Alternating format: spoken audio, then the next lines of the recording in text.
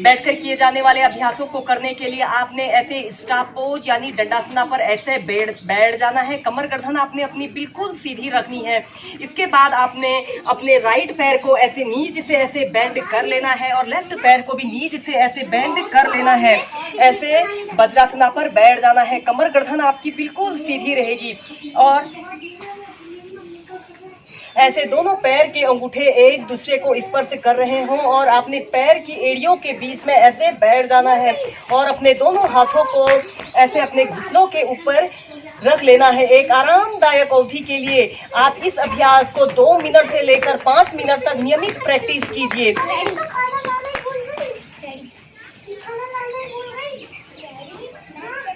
ऐसे वज्रासना पर बैठ जाना है।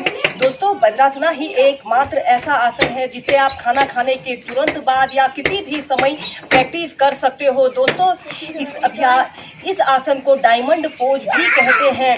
इस अभ्यास को करने से हमारे डाइजेशन से संबंधित समस्त विकार दूर होते हैं और यह अभ्यास हमारे पूरे शरीर के लिए बहुत ही अच्छा अभ्यास होता है।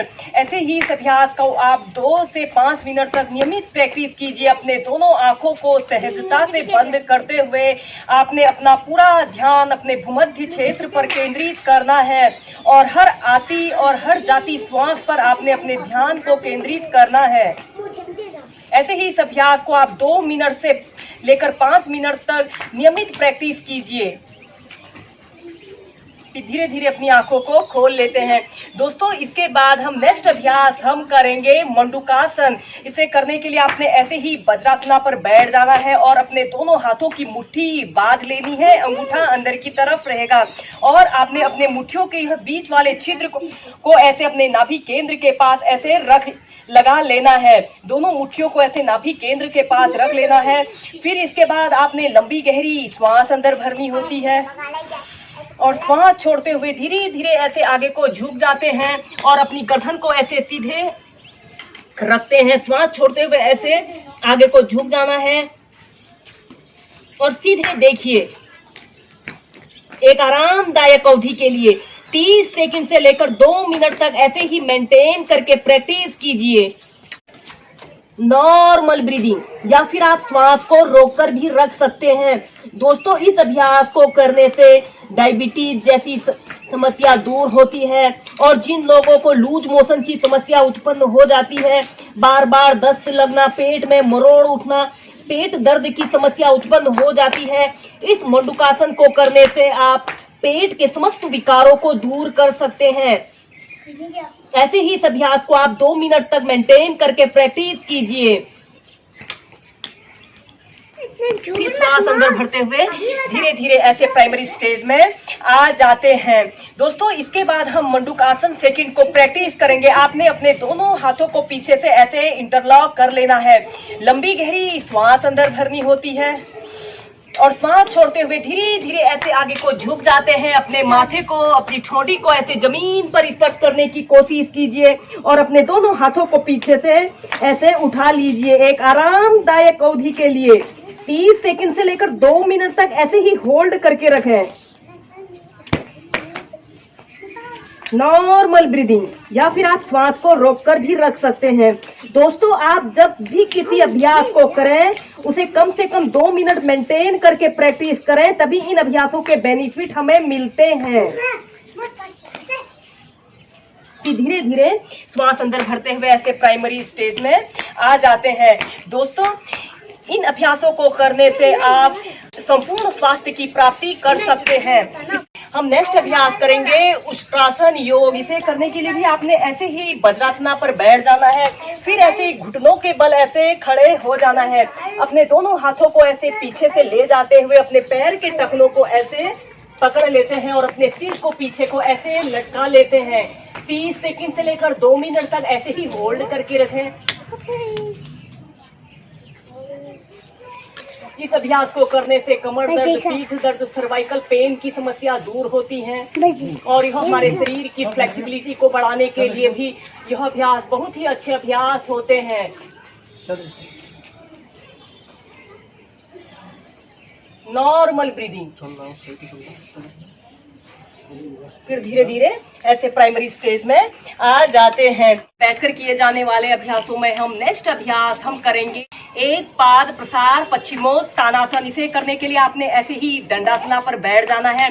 फिर आपने अपने दोनों पैरों को अपनी फ्लेक्सिबिलिटी और स्ट्रेंथ के अनुसार आप जितना फैला सकते हैं उतना आपने फैला लेना है। फिर आपने अपने दोनों हाथों को ऐसे श्वास भरते हुए ऐसे ऊपर उठाना है और अपने शरीर को ऐसे राइट साइड ऐसे टर्न कर लेते हैं और श्वास छोड़ते हुए धीरे धीरे ऐसे आगे को झुक जाते हैं। अपनी कोहनियों को ऐसे जमीन पर स्पर्श करने की कोशिश कीजिए और अपने सिर को ऐसे अपने घुटने पर लगाने का प्रयत्न कीजिए।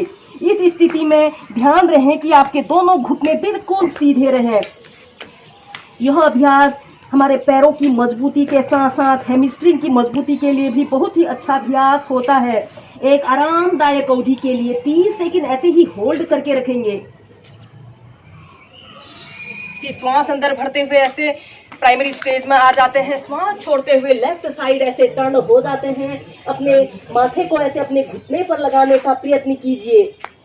30 सेकंड ऐसे ही होल्ड करके रखें। इस अभ्यास को करने से हमारा दिमाग शांत होता है और जिन लोगों के पैरों में मोच आने की अक्सर समस्या हो जाती, जिन लोगों के पैरों में अक्सर मोच आ जाती है और उस मोच के कारण जो असहनीय पीड़ा होती है, इस एक पाद प्रसार पश्चिमोत्तानासन को करने से दूर होती है। श्वास अंदर भरते हुए ऐसे प्राइमरी स्टेज में आ जाते हैं। ऐसे ही पहले आप इसे ऐसे ही स्लोली मेंटेन करके प्रैक्टिस कीजिए। फिर आप इसे तीव्रता से भी इनहेल और एक्सहेल के साथ प्रैक्टिस कीजिए। श्वास भरते हुए सेंटर में आते हैं। श्वास छोड़ते हुए ऐसे अपने शरीर को राइट साइड टर्न करते हैं। ऐसे ही इसे 8 to 10 टाइम्स प्रैक्टिस कीजिए। फिर अपने दोनों हाथों को ऐसे श्वास भरते हुए ऊपर उठाते हैं और अब हम करेंगे भू नमन आसन। श्वास छोड़ते हुए आपने धीरे धीरे ऐसे आगे को झुक जाना है। अपनी ठोड़ी को, अपनी छाती को ऐसे जमीन पर स्पर्श कीजिए और आगे की तरफ ऐसे देखिए। अपने दोनों हाथों से आप अपने पैर के अंगूठों को भी ऐसे पकड़ सकते हैं। हमारे शरीर को ऊर्जामान और हमारे शरीर में इस अभ्यास को करने से हमारे शरीर में नई ऊर्जा का संचार होता है और हमारे शरीर को एक्टिव और एनर्जेटिक बनाने के लिए यह भू नमन आसन बहुत ही अच्छा अभ्यास है। इस अभ्यास को करने से हमारी स्पाइन काफी मजबूत बनती है और हमारे पूरे शरीर की फिटनेस के लिए यह अभ्यास बहुत ही लाभकारी और सरल अभ्यास है। नॉर्मल ब्रीदिंग ऐसे ही इसे 30 सेकंड आप होल्ड करके रखें।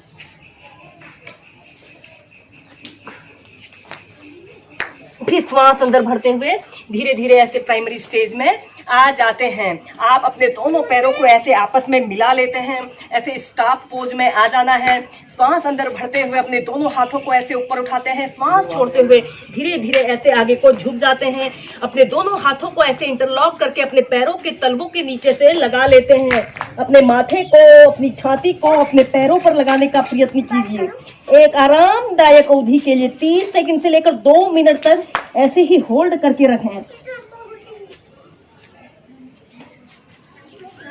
फिर धीरे धीरे ऐसे प्राइमरी स्टेज में आ जाते हैं। इसके बाद हम नेक्स्ट अभ्यास करेंगे जानु शीर्षासन। इसे करने के लिए भी इसके बाद आप अपने दोनों पैरों को ऐसे फैला लेते हैं। अपने राइट पैर को ऐसे नीज से बेंड करते हुए अपने थाइज के पास ऐसे अपने पैर को ऐसे सटा लेना है और अपने शरीर को ऐसे लेफ्ट साइड टर्न कर लेना है। श्वास अंदर भरते हुए अपने दोनों हाथों को ऐसे ऊपर उठाते हैं। श्वास छोड़ते हुए धीरे धीरे ऐसे आगे को झुक जाते हैं।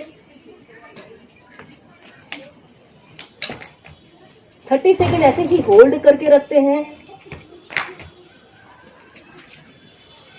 फिर इनहेल करते हुए सेंटर में आते हैं। फिर इसी अभ्यास को दूसरी साइड से प्रैक्टिस करते हैं। दोनों हाथों को श्वास भरते ऊपर उठाया। श्वास छोड़ते हुए ऐसे धीरे धीरे ऐसे अपने सिर को अपने घुटने पर लगाने का प्रयत्न कीजिए। फिर धीरे धीरे ऐसे प्राइमरी स्टेज में आ जाते हैं।